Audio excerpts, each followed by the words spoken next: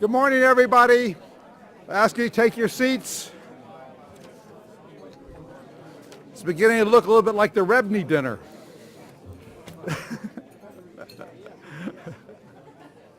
We're going to begin on time. We like to begin on time so we can end on time.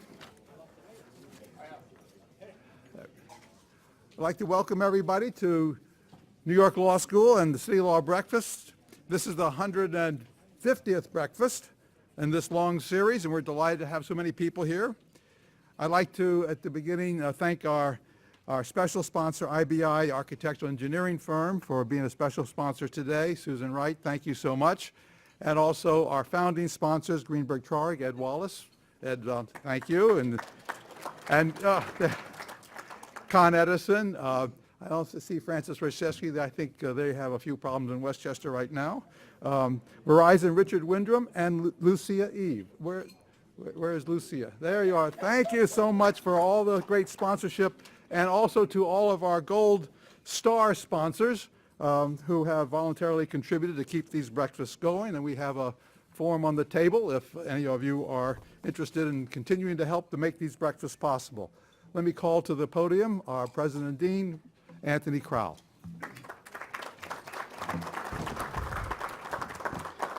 Thank you, Ross, and good morning, everyone. I hope everyone had a good commute here. Yes.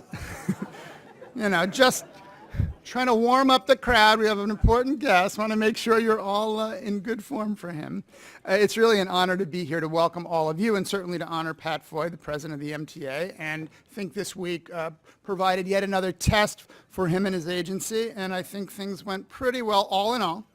So we're really lucky to have him here, and this is our 150th City Law Breakfast. That's a big deal for us. So we are very excited about that, and I am, again, always grateful for all the work that Ross has done to put these breakfasts together, along with the incredible staff at the Center for New York City Law. Well, the staff raised their hand. You don't get enough recognition and appreciation, so thank you.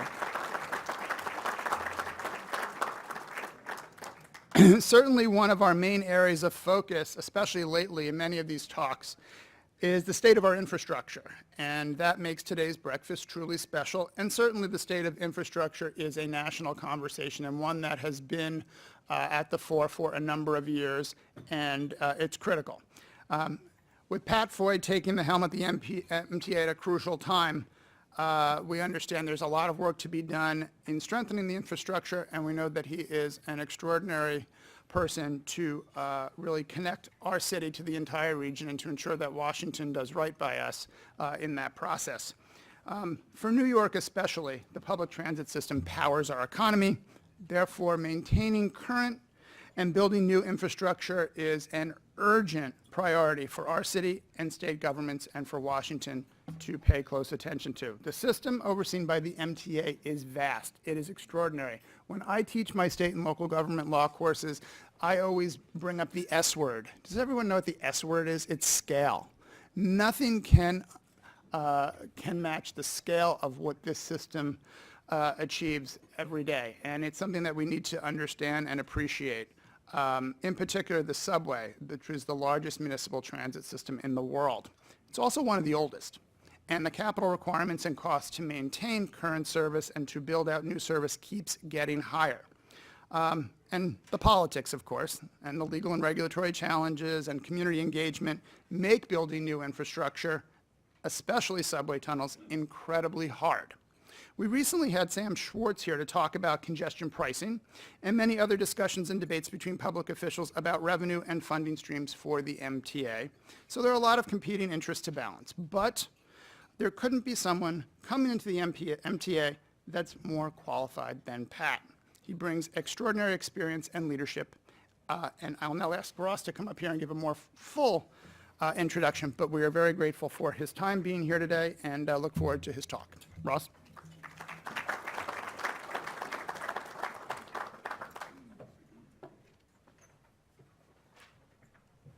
Well, we are really delighted to have Pat Foy here. This is the second time he spoke as executive director of the Port Authority, and I remember that was quite a wonderful and important and informative talk. But I went back and looked at at the bio, and I have just a few things to say. First, Pat Foy, Fordham Law, Fordham University, was a lawyer, successful practice, mergers and acquisition, and became managing partner of the Skadden's Brussels, Budapest, and Moscow offices. And then he went into public service, or maybe along the way as well. And I thought I'd just read the titles and think about this, and think about who else had so many titles.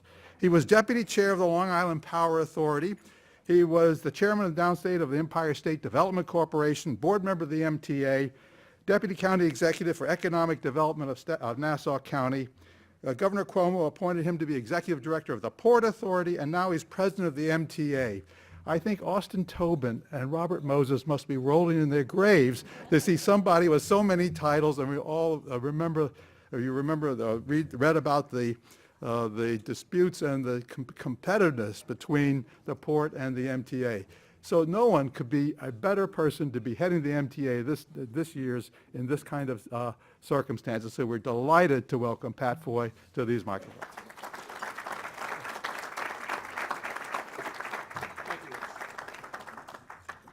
I'm glad the Dean's S was a reference to scale and not slow.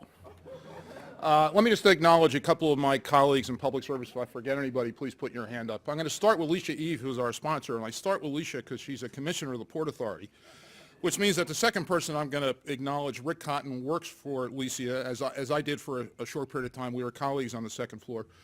My successor, Rick Cotton, at the Port Authority is doing an extraordinary job. Erin King Sweeney, who's a town board member of the town of Hempstead. I think Carl Weisbrod, who I work for, Carl's a MTA board member, was signed up. I don't know whether Carl's in the room. And I think Mira Josie, who's the TLC commissioner, who's been I think she and her team are smart and innovative. She was a great partner at the Port Authority and is now a great partner at the MTA. I want to start with just kind of 60 seconds on an observation about infrastructure investment, and then talk about challenges and kind of the path going forward at the MTA. And the point I want to make is, and this will be, I think, easier to perceive years and decades from now. I think we're living through, in this state, a golden age of infrastructure, equivalent to the time period after the after the Civil War, growth after the Second World War, and equivalent to what the great New Yorkers did with respect to the Erie Canal. Governor Cuomo's got a $100 billion infrastructure plan, and it's extraordinary. And it's not press releases, it's announcements. And Rick and I have, lived together through some of these. New LaGuardia Airport being built, part of it being built in the largest public-private partnership in the history of the United States. A ambitious plan for JFK you may have read about in the Wall Street Journal in the last day or so. A new train hall being built on the west side of 8th Avenue at Penn Station, the Farley train hall. Plans for Penn Station modernization, the opening of 2nd Avenue Subway Stage 1 a little over a year ago. Unprecedented investment in the Long Island Railroad, the Mario Cuomo Tappan Zee Bridge, the Kosciuszko Bridge, and the list goes on and on. MTA, Port Authority, state agencies, and I think it's really an extraordinary time. All of those projects, and some I'm not going to take time to enumerate this morning, aggregating $100 billion investment, maintaining and enhancing the state and the state's competitiveness, creating jobs, creating tax revenue, all good. And part of that obviously happening at the MTA. So I want to talk about four challenges at the MTA and what the plan is to address those. And the four challenges are, I'm going to speak for about 15 minutes and then happy to take your questions. One is financial. Second is past state of good repair underinvestment. Third is delivery of capital projects at the MTA. And the fourth is rebuilding credibility, or the credibility gap that currently exists. So let's talk about finances first. One is the state law requires the MTA's budget every year to be balanced. That's not an option; it's a statutory obligation. Some years it is quite a challenge. I would expect that in 18 and 19 and 20 going forward, unless we have a significant infusion of new revenue, and the MTA has generally in the past been agnostic as to the sources of those revenues, it's going to be extraordinarily difficult to balance budgets. And if you look at the presentations that have been made in public, all on our website, the deficits in the out years become significant in the high hundreds of millions of dollars and then expand into billions of dollars. So deficits are a real problem. Second problem is how do we finance the capital plan? The MTA, curiously to me, and as Ross mentioned, I spent a couple of years on the board of the MTA before going to the Port Authority. The MTA's got 5-year capital plans. Curious to me, the port and lots of other large agencies around the region and the country have got 10-year capital plans. Current capital plan goes from through 2019, and then we're beginning already a 20-year needs assessment for the next capital plan, 20 to 24. How that capital plan gets financed, the current plan is $32.5 billion, largest in the history of the MTA, largest amount of state support in the history of the MTA underlying that capital plan. But where the funding for the capital plan comes from is a huge question.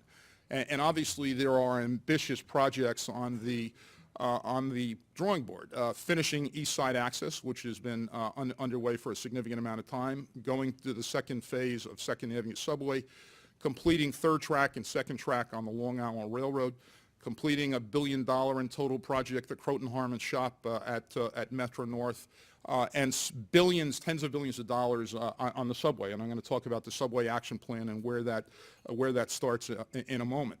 The governor last summer appointed Joe Lhota for his second turn at the MTA. Joe's obviously the hero of Superstorm Sandy, and Joe knows, I think, as much about public finance and the finances of the MTA as a result of his prior service and the MTA prior to and during and after Sandy, but also his role as budget director of the city of New York for Mayor Giuliani. No one, frankly, is more experienced or savvy or sophisticated about these issues.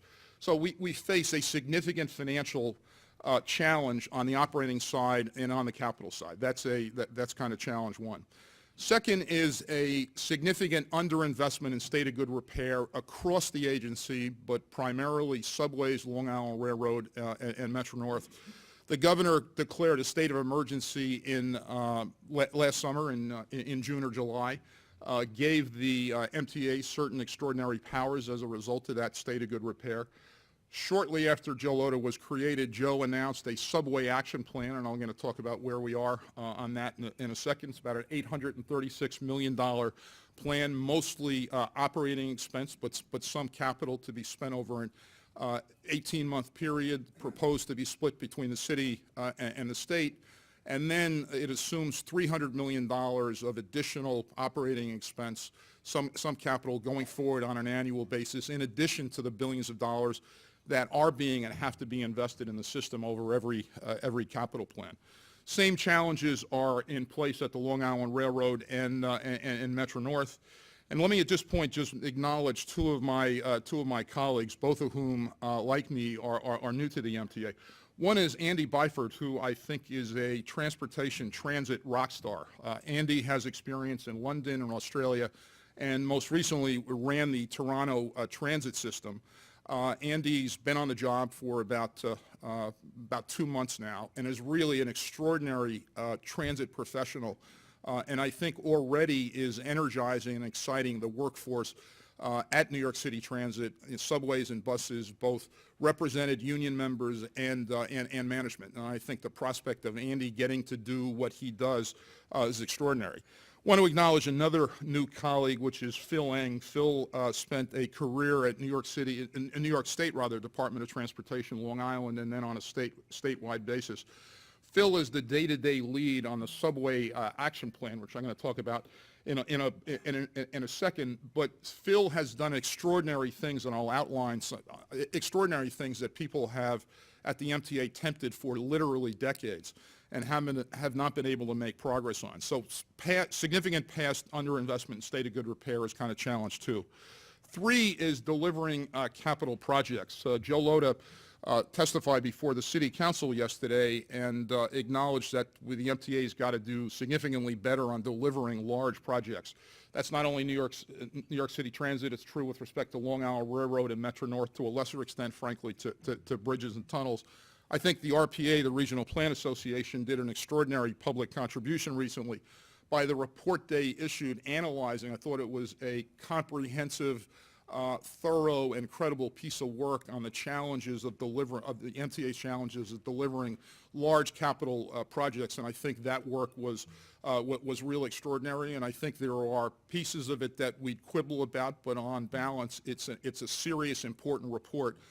And we actually, a bunch of commissioners and I and Jan O'Lieber, who's also new to the MTA and is the chief development officer at the MTA, are taking that seriously and acting on it. And then the fourth is rebuilding credibility. I think that the dean was generous in his comments about the performance of the MTA, but obviously nobody in this room is happy with it, and our customers, 8 million people a day aren't happy either. That realization was one of the things that the governor led the governor to create a state of emergency last summer. Customers aren't happy. We're not happy either with the level of performance, and I think Joe Lhota has been very candid about that. We're also in a situation now where we're reaching out to elected policyholders in Albany, and not far from here in City Hall, and asking for large amounts of money. And obviously the diminishment in the brand equity of the MTA as a result of some of the incidents that we're all too well aware of makes that sale harder. And we've got to, and Joe talked about this a little bit yesterday before the City Council, we've got to repair the impairment of the brand equity. We've got to communicate better with customers. We've got to serve them better, especially during storms. Some of these things are medium-term and long-term things, but the communication issues on New York City Transit, and it's already started to improve as a result of some amazing work that John Weinstein has done at the MTA in terms of communicating to customers on subways and subway platforms in plain language in real time. There's a great deal more that can be done through technology, but also, frankly, just by having subway ambassadors and wayfarers on subway platforms, and some of that you've read about, and that is going well.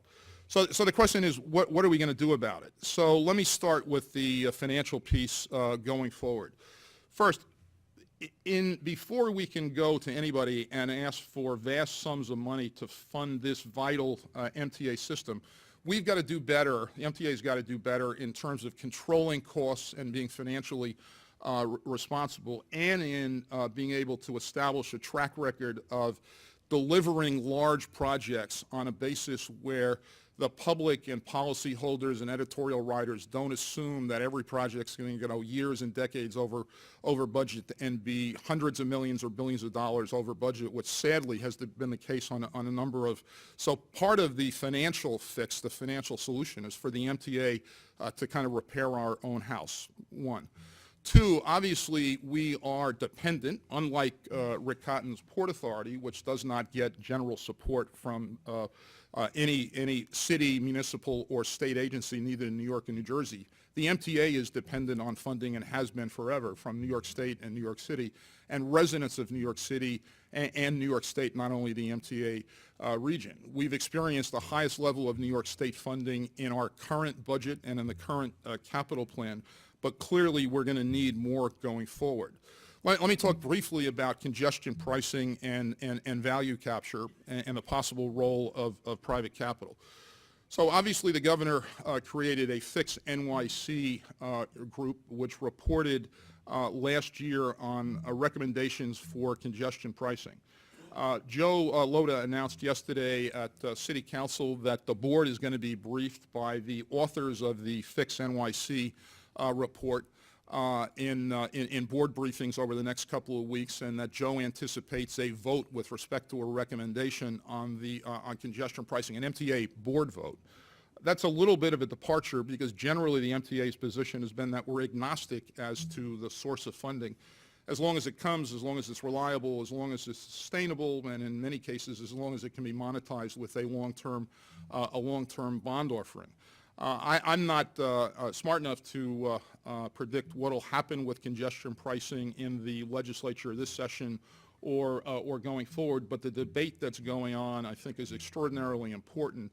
in highlighting for the general public, the media, and elected officials and thought leaders in this town and region the importance of having significant amounts of additional capital into the MTA system, both from an operating point of view, state of good repair, and with respect to capital investment. Second thing I want to focus you on is value capture. Value capture is a fancy way of saying that the appreciation in real estate caused by, directly or indirectly, by, in this case, MTA investments, leads to increases in real estate prices and real estate taxes to the municipality. Literally tens of billions of dollars have been raised across the country, and same amount, hundreds of billions actually, in places like London and Hong Kong and Singapore and other mass transit rich cities across the world. In New York, not so much, with one exception, which was under Mayor Bloomberg. The city created a Hudson Yards Development District. Over $2 billion was raised. The stream of funds from the Hudson Yards real estate taxes were monetized, and they went into constructing the new 7 train at Hudson Yards, slightly east of the Javits Convention Center. Governor Correa included a value capture provision in the executive budget file January 15th or 16th. There are discussions underway in the legislature and the governor's office about value capture and what it means. There are people on both sides of the question. I actually think it's quite an important provision and option that could create a great deal of money, as it did for the Hudson Yards station during the Bloomberg administration. And lastly, I think the Port Authority has led the way on the smart and creative use of private capital on transactions like the LaGuardia airport transaction on the Goethals Bridge and other transactions to come. I believe private capital can have a role on certain MTA projects where the getting A, private sector innovation, and B, shifting the risk of delivery and schedule and budget to well-capitalized private parties, I think can make a lot of sense.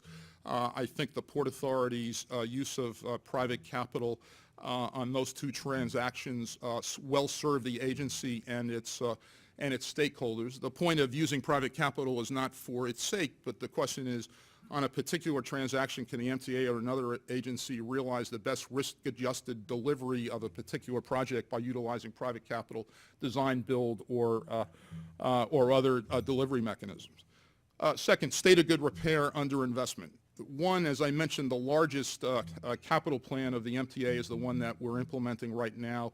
2015 to 19, $32.5 billion. But as I said, to continue at that level of spending or the higher level of spending, we're going to need significant recurring, reliable revenue sources.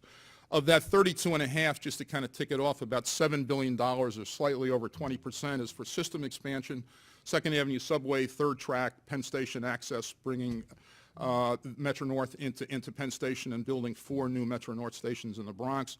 About $6.5 billion, or 20%, on state of good repair, a lot of that on the subways. About $18 billion, or slightly less than 60%, in replacing and improving rolling stock and communications, et cetera. So a word about Subway Action Plan. As I mentioned, Joe Lhota announced a Subway Action Plan, an emergency Subway Action Plan last summer. Phil Eng from New York State DOT is in the process of implementing that. Subway Action Plan's an $836 million plan over 18 months. The plan was to split funding between the state and the city on equal funding. A couple of things. One is major incidents, which the MTA defines as an incident that delays 50 or more trains, are down about 38% from the beginning of the plan. We've got a lot more work to do, but the data is headed in the right direction, 1. 2, in every type of major incident, whether it's power, signals, communication, or cars, major incidents are down. Again, incidents in those categories affecting 50 or more trains. Phil Eng and his team have done something extraordinary. So let me just get wonky briefly. The process and the documentation for closing a line at night to do work is called a general order. It's a lot less complicated than when Phil started, but it's a complicated process involving lots of people at the agency, including union members. Safety is priority one. I'm happy to report that the safety record on Subway Action Plan is even better than it is on other work. But here's what Phil and his team have done. And we went back and studied this over the work that's been done over 30 years. General order outages at night generally involve 6 or 7 or 8 hours of the track being closed. And obviously you want to minimize that for all sorts of reasons, to control costs, but more importantly to reduce customer inconvenience. In that period historically, before Phil and his team started, the MTA would get on average about 2 hours of productive time, but we'd be paying for 7 or 8 hours, and our customers would be inconvenienced for 7 or 8 hours. That number is now averaging every night about 5.5. We think we can get it to 6. 6 may be kind of at the top, because in a 7-hour GO, you've got 20 to 30 minutes of mobilization at the beginning, including a safety briefing, and 20 to 30 minutes of demobilization at the end. But Phil and his team have basically tripled the amount of productive time. So a couple of it's extraordinary. When I see him this morning, I will tell him that that's the first GO round of applause in the history of the MTA.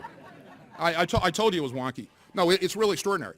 So a couple of consequences. One, it's going to save the MTA hundreds of millions of dollars. One. Two, if we can extend it, big if, but if it can be extended to other work at New York City Transit and Long Island Railroad and Metro North, the savings actually can be calculated in billions of dollars and significantly less disruption of customers, right? Less outages, less time that that the 4 won't be running between 59th Street and Bowling Green, right? That's extraordinary. And the thing that's most encouraging to me about that is it shows it can be done with good cooperation between management and labor without compromising safety. Let me make a brief note about bus service. Andy Byford has got 4 equal priorities. One of them is improving subway service. Second one is improving bus service. We're very focused on the decline in the number of bus passengers. We're very frustrated and working well with Commissioner Trottenberg of New York City DOT. He's also another one of my bosses. Polly is on the MTA board, and she too is an extraordinary public servant. I worked with her when she worked for Senator Schumer. We're very focused on bus service. We're also very focused on accessibility and ADA. Joe created a paratransit task force. I volunteered to be on it. We ran a forum earlier this week with paratransit advocates and users, and we're going to be, and we already have begun announcing a better website, the ability of paratransit customers to, at home, on a screen, on a tablet, on their phones, book a trip and follow the path of the car coming to their home. Accessibility and increasing the number of ADA stations in the subways, real priority. Delivery of capital projects. As I mentioned, a new team in place led by Jano Lieber. Joe created a procurement task force and a construction task force, which we're in the process of merging. Carl Weisbrot, who I mentioned before, is one of the MTA board members involved in this. In the procurement task force, and let's see whether this gets applause, this is really wonky. The procurement task force, led by a New York City Transit career staffer, Steve Plachocki, who's a procurement guy, and is one of the best procurement people in government I've met. We've already taken out, and we're starting to, this is not an academic thing, we're starting to implement this. We've taken about 165 days out of the procurement process for certain New York City Transit contracts. That's important. That's nearly a 50% reduction. We did that by analyzing our own conduct and behavior. The governor has some important legislative changes to MTA procurement in the executive budget, but most of this isn't statutory and it's not regulation. It's MTA conduct and behavior built up, like lots of things in government, by accretions over years and decades. We're also fantastic. First round of applause ever for procurement. We are very focused next on construction cost, which is a huge challenge, B, a huge substantive and public challenge, and an area where we can do better. In his testimony yesterday before the City Council, Joe noted, and I think this is exactly right, that one of the things we've got to do is to be more bidder-friendly at the MTA. We have customized requirements. One we've already done away with in the procurement area, which is a insurance certificate that is not required by anybody else in the Western Hemisphere. We've done away with it, and it's really confusing to bidders that haven't dealt with us before, because everybody assumes that the standard insurance certificate is good enough, and then and this applies to not only small but mid-sized and large companies are kind of surprised. So we're taking things like that out of the process, try to make it more customized and to be more bidder friendly. And then lastly, let me talk briefly before opening it up for questions about innovation. So 3 or 4 things I want to mention. One is the MTA, this morning, Governor Cuomo's Genius competition is announcing the results at 10 o'clock, which is why I've got to run at promptly at 9:30. I'm not going to get into the winners. That's to come at 10 o'clock. But the Genius competition, I think, was extraordinarily important, and many really interesting, provocative, and executable things are going to come out of it. 2 things in particular. The governor was not happy to learn that the MTA was going to install a new signal system on the subways called communication-based train control over a 40 to 50-year period. And right, exactly. And you think about it, the entity risk, right, the corporate risk, first of all, the technology changes in 40 weeks, right? And the technology risk, the entity risk, rather, the corporate risk of having a provider that's got to install over, well, that company will be acquired twice, it'll go bankrupt once, or will have been leveraged 3 times, and incorporated in the Cayman Islands, right? That's extraordinary entity risk over a period of time, in addition to the technology risk. So we're in the process. One of the things that's going to come out of the Genius competition is a better way to do the installation of communication-based train control, perhaps with a new technology which is used by the military called ultra-wideband, which the MTA, you may have read reports, is doing pilots on. There is a company which is already working with a Northeast transportation entity that's further along than us. We're also looking at the use of drones in both tunnels, Long Island Railroad and Metro North, pursuing it, haven't made any decisions or any procurement. And lastly, we're looking at 3D printing, which small companies like Boeing and others use, to create pieces of subway equipment that are no longer in production. And we believe that there's a case to be made that through 3D printing we can replace a lot of that. So in some golden age of infrastructure, extraordinary challenges at the MTA, but I think a path forward as a result of Joe Loda's leadership. The governor's obviously focused on making sure that the MTA works and that customers are satisfied with it. I think we've made some short-term improvement with a lot more to come. This is going to require a lot of money. I appreciate your patience, and I'm happy to take questions. Thanks.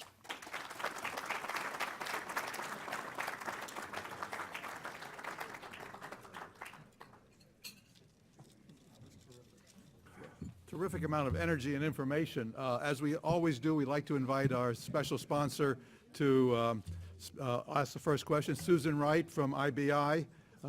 May step aside and let her make the first comment or question. And let me say one more thing. I anticipate lots of questions. Please keep it short. Not you, but let's respect the other people who would like to have an opportunity at the microphone. Yeah, my name is Michael Myers. I'm the president of the New York Civil Rights Coalition. Michael, let me ask Susan Wright first to speak. As long as I get the second question. All right. I'll let you come right behind Yeah, me. okay. Good morning. Thank you for the comments. I think you hit on something with the issue of transit-oriented design and upzoning, near transit, value capture, all these things. We don't have true transit-oriented design zoning in New York, although we have tremendous opportunities for it, and I would encourage that because I think the development community will respond well if they know what the rules are. Look, I completely agree. The stage 1 of the Second Avenue subway was a missed opportunity, right? Because the empirical data shows that real estate prices and rents went up, and the city will collect more taxes. That's a good thing. However, that increase would not have occurred but for the MTA investment. and giving the MTA a portion of the value that's created to pay, so the MTA can monetize it and pay for that large mega project is important. It's done all over the world. It ought not to be controversial. I'm Michael Myers again, president of the New York Civil Rights Coalition, one of 8 MTA's unhappiest customers. Okay? My question to you is, because we've heard all this before from others who were in your position, other positions. What about the feather bedding? What about these idle workers, people who don't clean the subways, people who are not supervised? There are no bosses in the field or on the tracks or in the buses. They're all up where you are, and there's no accountability. So what do you do about an infrastructure that is decaying because of an idle workforce and bosses who are not bosses? Because the unions control everything in the city. We have belligerent employees, we have surly employees, and no accountability. And customers can't even get a hearing. Excellent question. Thank you. Yeah, so here's the answer. One, I don't believe the situation you described is the fault of labor. I think the situation you described, which exists, is the fault of management. And I think that, but I'm going to make point 3, which is to show you where we've already begun to change it in a meaningful way, right? The managers in place at the MTA have allowed that to happen. So what are we doing about it? So on the subway action plan, we used to be in a situation where we'd inconvenience customers for 6 or 7 or 8 hours, and we get 2 hours of productivity on average. We're now getting 6. That was done in close cooperation with union leadership and union members, or else it would not have happened. The challenge we have is, can we extend the extraordinary work that Phil Eng and his colleagues have done? And it's really extraordinary, right? It got a round of applause before on general order productivity. Who would have thought? The question is, can we extend it to the rest of New York City transit work and to Long Island Railroad and Metro North? And I'm betting we can. But we've already demonstrated in that case concrete, real results. Yes, sir. Under the NYCTA, Patrick, you need... Under the what? I'm sorry? The NYCTA NYCTA. Yeah. You need to fix the fare boxes. And Okay. the particular SBS fare boxes is when I swipe my fare card at some of these SBS fare boxes, I see invalid card, although I have money on it, which is BS, okay? I bought the bus, I swipe my fare card, I see invalid card, I see, well, I have a read error, which is also BS. I don't play that. And also the subway train, I swipe my fare card, it's not, the card isn't swiping, I don't play that. Okay, sir. So my colleague Annie Zoo's in the back of the room making a note. If you want to give her your name and email, she'll take it, and someone will get back to you. That's fine, as long as you're willing to share my concerns. We will do that. Annie Zoo, coming to see you. Please. Thank you. Jim Perricone, son of a former Transit Authority commissioner about a half a century ago. The New York Times had a series of devastating articles, of course, as I'm sure you're more than well aware, about the breakdown of the subway system. I'm only going to ask you about one item which perhaps you've addressed in talking about improving productivity from 2 hours to about 5.5 hours, and that's the question of why New York City, compared to other major cities around the world, had such extraordinary costs for the equivalent amount of work done. For example, there was a lot of comparison to Paris and perhaps also, I think also to London. Are you dealing with that problem? Was it accurately analyzed? Was it a fair criticism by the Times? Look, the Times is never wrong. I see Willie Rashbaum for the New York Times in the audience, so hopefully Willie will take that news back. No, look, here's what I'll say. The Times ran a series of pieces, and the RPA did its report on capital construction. Sadly, both of those reports on balance are accurate. It's accurate especially with respect to the construction cost challenge. And that's why I mentioned that Joe Lota has created a task force on procurement. And I reported, what I think is, a staggering improvement in terms of 165 days.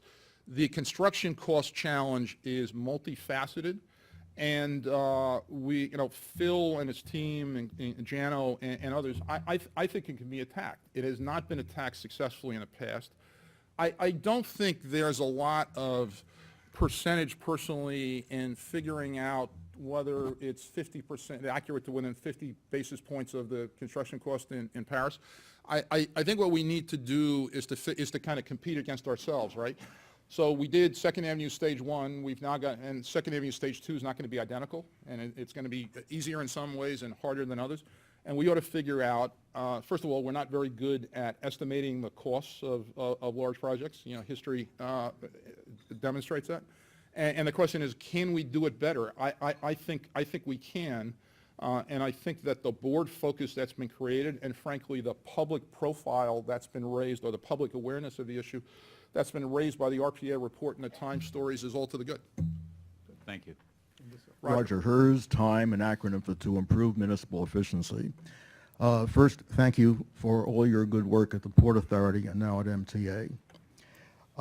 My question relates to something as boring as procurement and as important. In 1974, the New York State Freedom of Information Law was adopted because in case there was a question as to whether or not something was a public document, this would set up a procedure to establish that. In 2000, then Chair Virgil Conway, to protect then Governor Pataki, said that from now on, any request for information from MTA must be done by FOI request. This was done verbally, never put in writing. It has become a part of the corporate culture.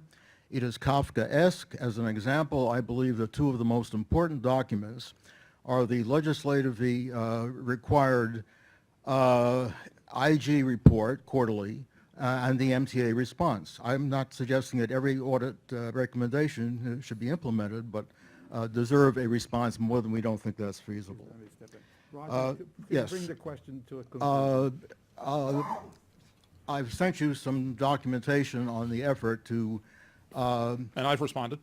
by saying that you've referred this to the FOI office, and the whole question is, this was done from a chair 18 years ago without cause. The Port Authority doesn't do anything like this, and it is a real dread. You know, for people who have too much time on their hands, it's understandable.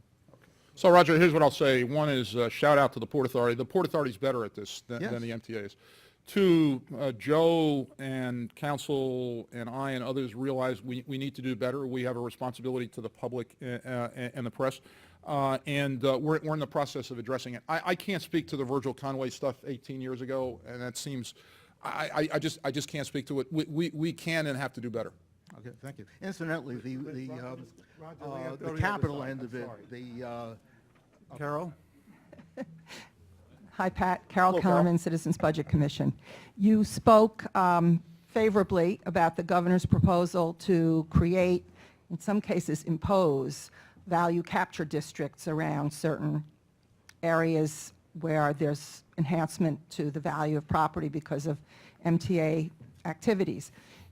In light of all of the money that's going to be spent on enhancements and improvements on the Long Island Railroad, why doesn't the same theory apply to stations around Long Island, and why doesn't the proposal include value capture districts there?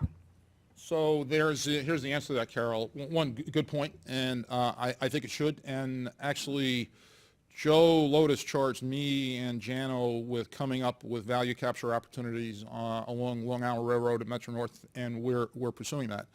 I believe with respect to Long Island and Metro North communities, which are more complicated, right? It's just more complicated governmentally for this reason. In the city of New York, you've got one agency to deal with, or one entity to deal with the city of New York. In suburban communities, you've got school district, fire district, police district, town, county, et cetera. It's just way more complicated. I believe that existing legislation with respect to Long Island and Westchester, and actually the Hudson Valley region, can handle it. But your point that the same approach ought to be taken with respect to Long Island and Westchester and beyond, amen, absolutely. Agreed. Yes, sir. Mike Stallman. To what extent might fare evasion affect the apparent rates of transit usage and may make them appear to be lower than they actually are? And could you also sketch out for us the current work that's being done to stormproof the subways? Sure. First question is a great one. It's Joe Loda's belief, and I share it, that to some extent, hard to quantify for reasons I'll mention, hard to quantify, to some extent the reduction in subway and bus ridership is, and this has been the case forever, right, is affected by fare evasion. The policy announced by the Manhattan DA is problematic for a number of reasons, including the public safety issues that I think both Mayor de Blasio and Governor Cuomo and Commissioner O'Neill have spoken to. But there's no question that there's some effect of fare evasion on reported ridership numbers. Look, the MTA, through its own resources and with generous support from US DOT, has spent and is in the process of spending billions of dollars. Same with respect to MTA tunnels. You know, there are storm doors.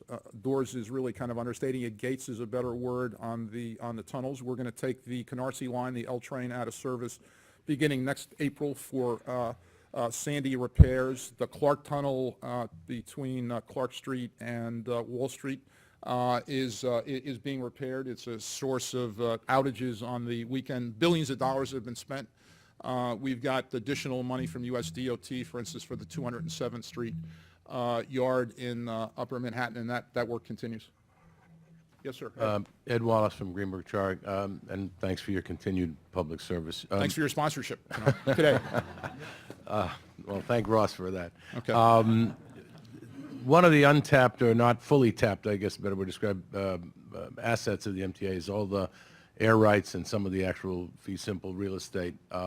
Does MTA know or put a value to what it holds? Number one, obviously in John Oliver you have some. So that's a trick question, and I'm not answering it. Okay, and number two, do you ever consider using state condemnation power to foment development and their value capture what you already own and could be put to good use either for housing? And it's true as much in the suburban communities as the urban environment. You have railroad stations in Long Island and Westchester that have, with structured parking, could have housing over top or mixed use, et cetera. Yeah, so just on that last point, Ed, one issue. The first point, Pat. No, deal with the last point first. Simple point. A lot of the parking in the suburban stations, the MTA and its subsidiaries don't own, right? It's owned by, the Port Washington in my town, the Port Washington, the town owns it, right? Or the parking district owns it. So that's an issue. Yeah, we think, of course we think about condemnation. Condemnation's a tool.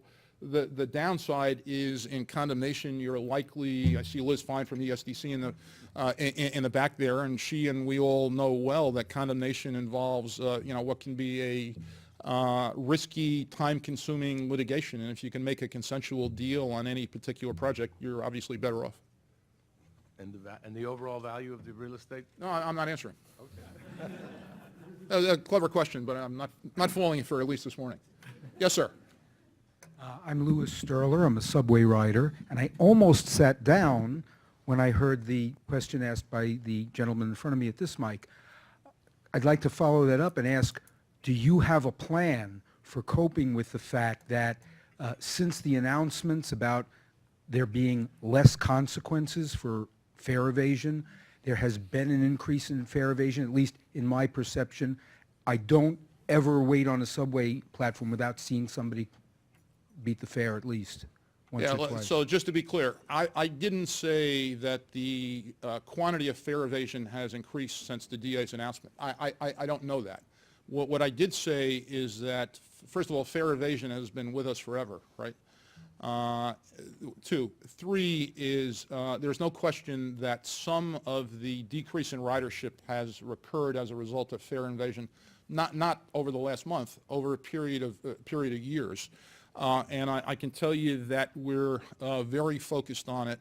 We report to the board and therefore the public monthly with respect to the fare evasion numbers and the Transit Adjudication Bureau summonses and violation notices that get posted. And it's all publicly available, Roger. And we're very focused on it. Yes, sir. Yeah, my name is Anthony Mannheim, and I'm an 80-year-old born and bred New York City resident who's used public transit all my life. I'm Thank you sort for of your a planning business. junkie. There is one particular capital project which straddles both your former agency and the MTA, at least. I don't quite understand why the MTA doesn't consider taking over the operation of PATH Railroad, especially in respect of one particular. I'll tell you why I'm laughing in a second. Okay, I'm not. but- I'm laughing with you. That's fine, I understand that, but there's one particular capital project which would cost next to nothing, the rails are already in place, of extending the World Trade Center line to downtown Newark, a half a mile, 2 miles further to the intersection of the southbound Jersey Transit lines and Amtrak lines with the Newark Airport.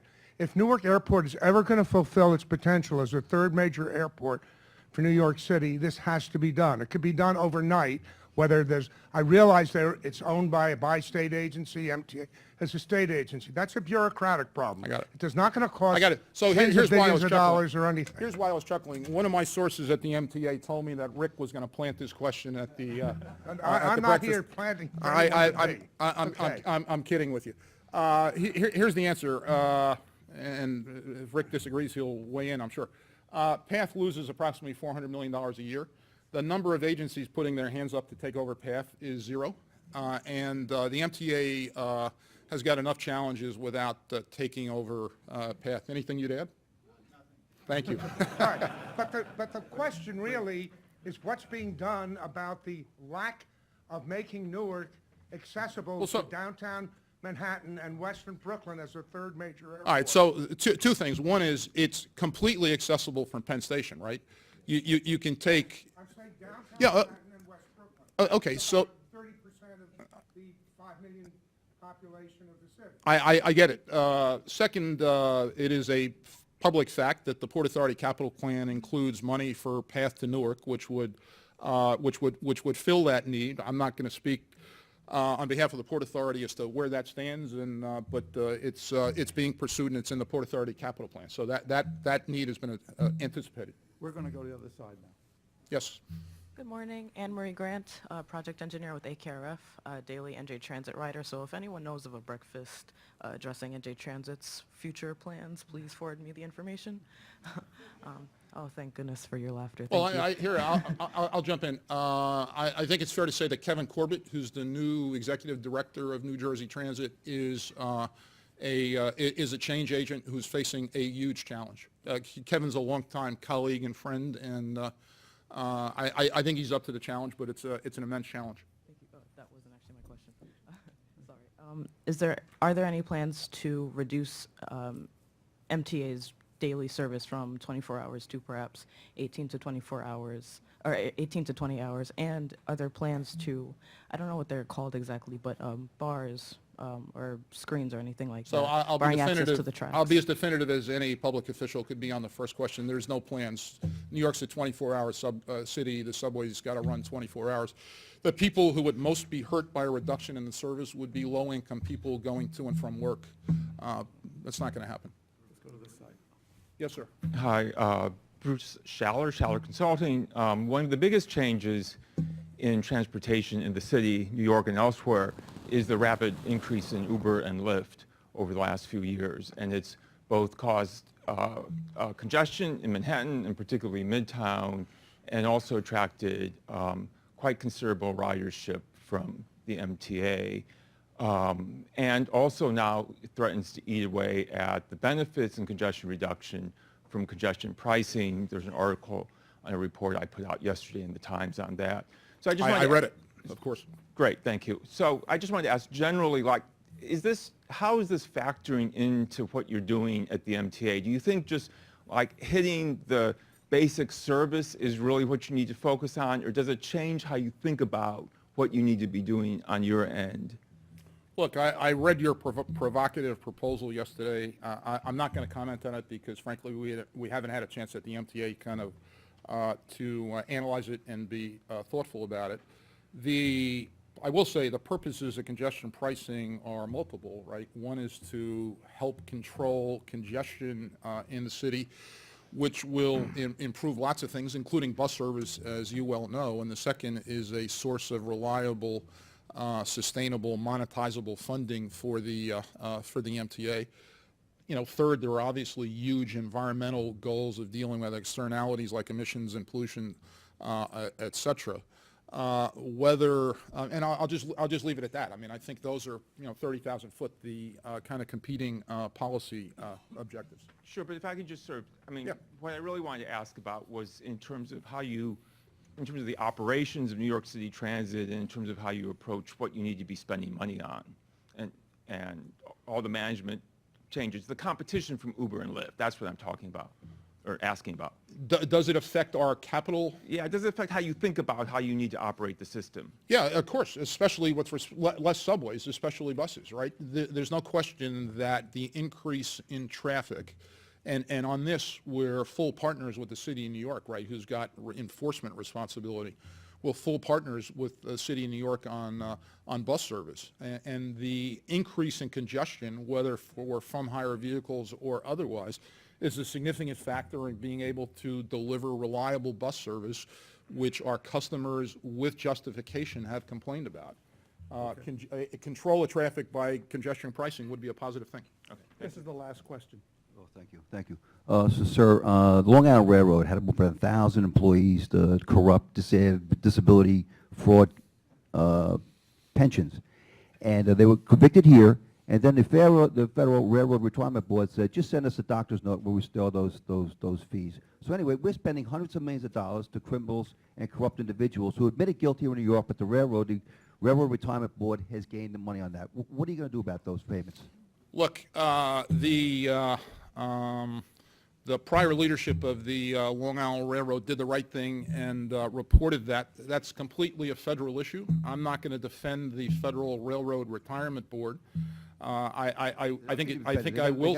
They got to be stopped. Well, I think I will say that it exacts a cost in terms of the MTA, which affects not only Long Island Railroad but the entire MTA. Yeah, it's a shocking thing. Thank you so much. And thank you for the questioners, and thank you for a really energetic, informative, really terrific. Well, thanks a lot. Stay right here. A couple things. First, Pat Foy mentioned the Hudson Yards earlier on. On May 24th, right here in this room, we will, or downstairs in the auditorium, we're going to have an entire forum on Hudson Yards, its past, how it was done, the financing, and then what's going on in the future. It's on May 24th. There's a brochure on the table. As we always like to do, we like to give the people who speak a product of the scholarship of the law school. You received one the last time. I had to dig back because we already gave you one. So this is called the New York Affairs Transit Issue. This dates from 1982. And I wrote about 3 articles in here. David Schoenbrau wrote others, Michael Gerard. Those days we were worried about the 50-cent fare, whether we could do automatic fare collection, the fact that the subway fires were enormous, the lights were out, the doors wouldn't close, and the trains wouldn't come. So I would say there's hope at the end of this tunnel.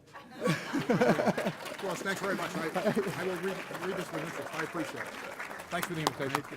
Thank you all. Our next breakfast is on April 13th with Mira Joshi. We'll talk about taxi cabs and the role in the city. Thank you.